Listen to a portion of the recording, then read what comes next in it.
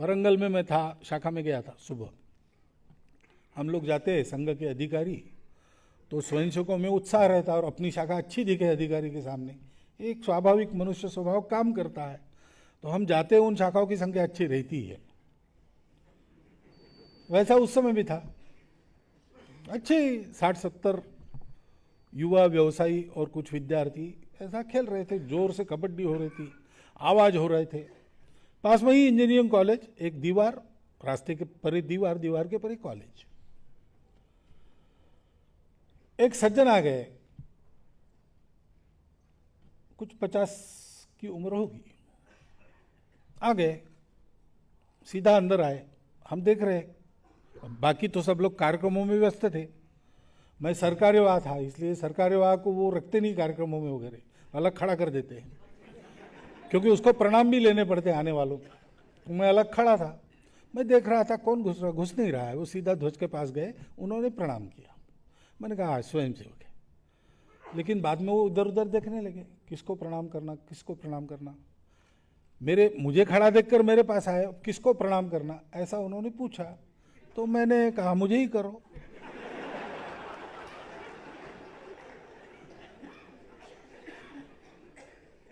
तो फिर मैंने पूछा उनको कि आपने सीधा आकर प्रणाम जिस प्रकार किया, मैं तो समझ गया कि आप स्वयंसेवक है, लेकिन आपको इस शाखा में कौन अधिकारी है पता नहीं क्या? तो उन्होंने कहा कि मैं 45 साल के बाद शाखा में आया हूं। मैंने कहा 45? आपकी आयु तो, बोले 50 साल की है, 5 साल का था तब जाता था। मैंने कहा आज कौन सा साक्षात्कार हुआ सुबह सुबह आपको?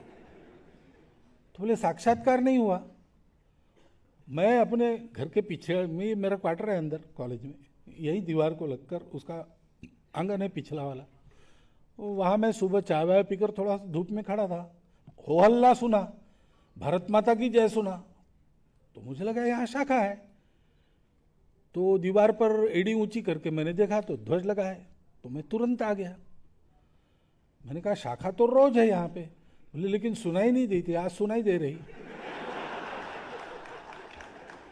फिर उन्होंने कहा कि उस समय मैं जाता था, मेरे पिताजी सरकारी नौकरी में थे, तबादला होने के बाद हमको शाखा मिली नहीं, फिर मैं भी अपनी शिक्षा में, पढ़ाई में व्यस्त हो गया, लेकिन मन के अंदर रहता था कि शाखा में फिर से जाना है, शाखा में फिर से जाना है। आज मुझे शाखा मिली घर के पास, तो मैं आ गया। अब ये संघ ऐसी चीज है, एक बार जिसको लग गई उसको लग गई, वो छोड़ती नहीं कभी। कुछ लोग इस डर से भी ज्यादा पास में नहीं आते।